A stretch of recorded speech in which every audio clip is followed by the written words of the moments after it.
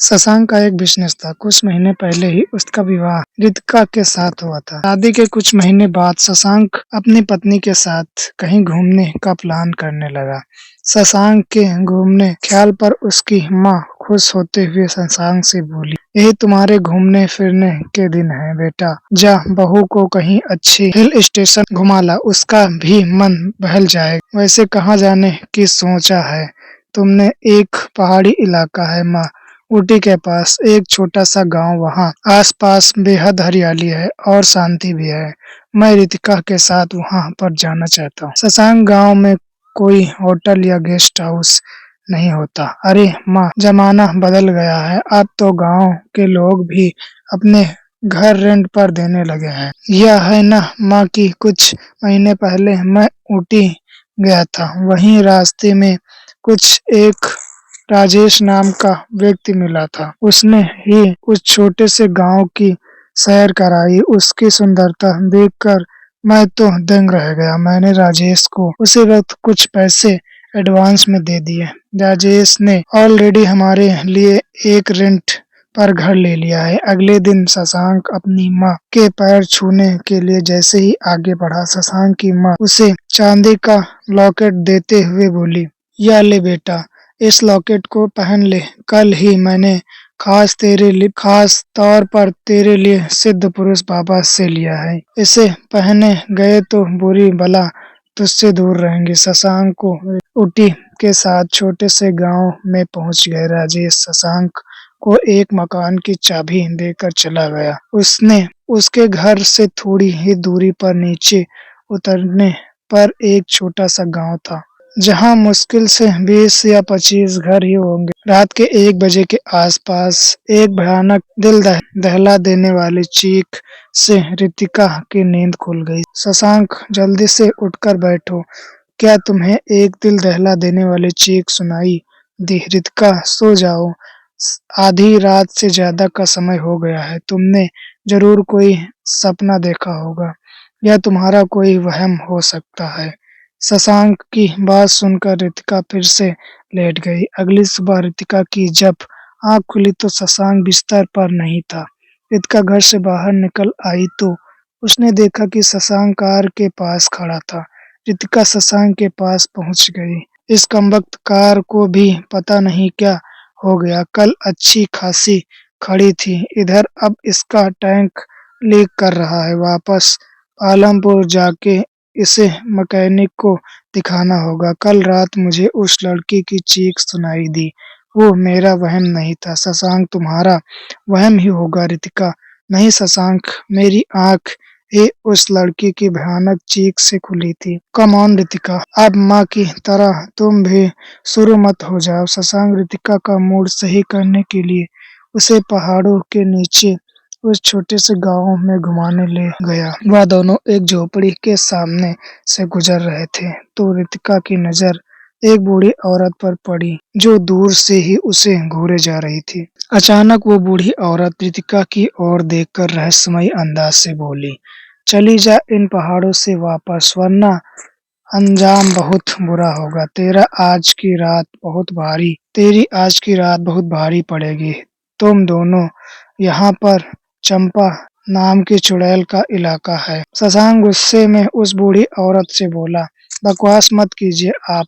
जब अपनी आंखों से मौत को देखेगा ना, तब तुझे यकीन आ जाएगा। शशांक गुस्से में घर चला गया और रितिका से शाम को आने को कहकर कार की रिपेयरिंग के लिए ऊटी चला गया। रितिका माइंड फ्रेश करने के लिए घर से बाहर चली आई। अचानक उसकी नजर एक स्त्री पर पड़ी जो पहाड़ों की रहने वाली थी। गांव की उस औरत ने रितिका को और देखकर कहा, यह घर किराए पर आपको किसने दे दिया? यहाँ तो कोई नहीं रहता। हाँ, कुछ साल पहले यहाँ आबादी थी, घर भी थे। इस इलाके के बाहर जाकर बस गए क्योंकि यह इलाका श्रापित है। इस इलाके में चंपा नाम की एक लड़की की आत्मा रहती है और वह आज भी रातों में यहाँ भटकती रहती है। यह दर्द से चीखती है, चिल्लाती है। इतना कहकर वह पहाड़ी औरत वहां से चली गई। उस पहाड़ी औरत की बातों ने रितिका को और डरा दिया। उसके जाते ही उसने जल्दी से शशांक को फ़ोन किया, "तुम घर कब वापस आओगे?" "शशांक, गाड़ी लगभग ठीक हो चुकी है रितिका, शाम तक लौट आऊँगा।" मगर अचानक बारिश शुरू हो गई। रितिका दौड़ते हुए घर आ गई। शशांक रात तक नहीं लौटा। रितिका का दिल बैठने लगा। अचानक कोई दरवाज़ा ज़ोर से पीटने लगा। "शशांक, क्या तुम हो?" कुछ ही देर बाद रितिका को बाहर से अपने कानों में शरीर का खून जमा देने वाली आवाज़ सुनाई दी। "तुझे मार डालूँगी, तेरा खून पी जाऊँगी मैं इधर।" सांप जैसे लहराते रास्तों पर घने अंधेरे में शशांक की कार भागती जा रही थी। दूर-दूर तक बस सन्नाटा। तभी अचानक शशांक की नज़र एक काले कपड़े में लिपटी भयानक आकृति पर पड़ी। उसकी कार खाई से बसते हुए उस पहाड़ी के एक हिस्से से जा टकराई। शशांक कार से बाहर निकलकर इधर-उधर देखने लगा। अचानक वह काला साया गायब हो गया। तभी उसे अंधेरे में एक औरत अपनी ओर आती हुई दिखाई दी।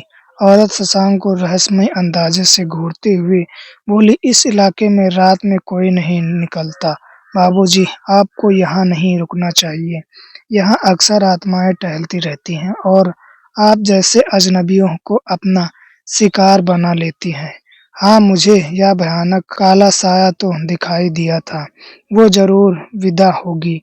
"कौन विदा?" "सब कुछ बता दूँगी आपको, पहले आप यहाँ से चलिए।"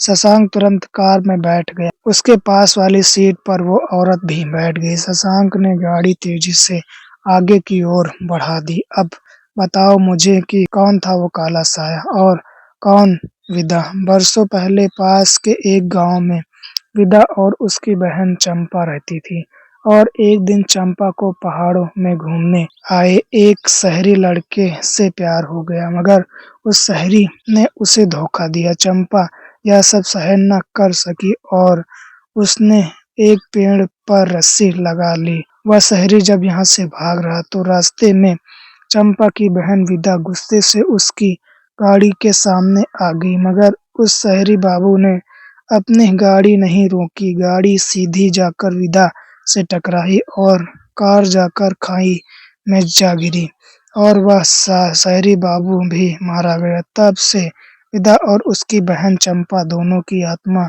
यह भटकती है। एक विचार शशांक के दिमाग में उठा। उसने उस औरत की ओर गौर से देखते हुए कहा, "जब उसका यहाँ इतना खौफ है तो तुम यहाँ रात में बाहर कैसे निकली? क्या तुम्हें उससे डर नहीं लगता?" शशांक की इस बात पर वह औरत रहस्यमय अंदाज में मुस्कुराते हुए बोली, "जो बात आपको सबसे पहले पूछनी चाहिए थी उसको तुम अब पूछ रहे हो। हाँ, सच है, मुझे विदा से डर नहीं लगता।" लेकिन क्योंकि वो औरत भारी आवाज़ में शशांक की तरफ घूरते हुए बोली, "क्योंकि मैं विदा ही हूँ।" उस औरत की बात सुनकर शशांक के दिमाग में जैसे धमाका हुआ और शशांक के दिमाग ने काम करना बंद कर दिया।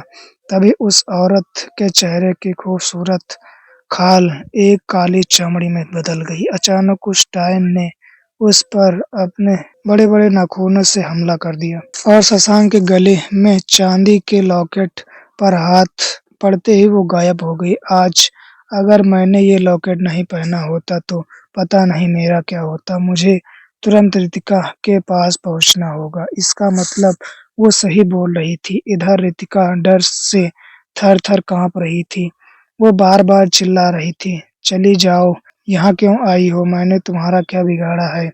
चली जाओ।" मगर तेरा खून पीकर और इसके साथ चंपा की आत्मा ने एक जोरदार ठोकर दरवाजे पर मारी, मगर अचानक वह चिल्लाकर दरवाजे के पीछे हट गई, क्योंकि गाँव की वह बूढ़ी औरत वहाँ पहुँच चुकी थी, जिसने दिन में रितिका को चेतावनी दी थी।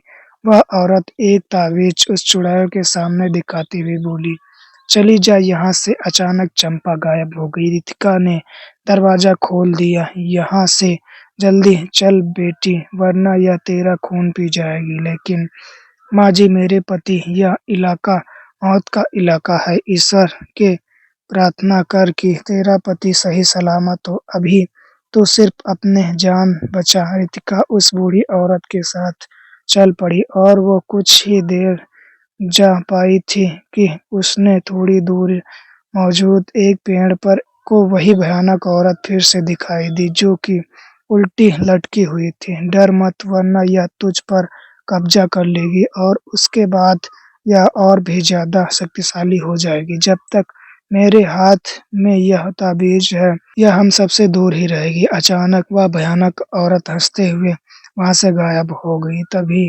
रात के अंधेरे रास्ते में रितिका को शशांक की कार आती हुई दिखाई दी। शशांक और रितिका उस बूढ़ी औरत के गांव में चले गए।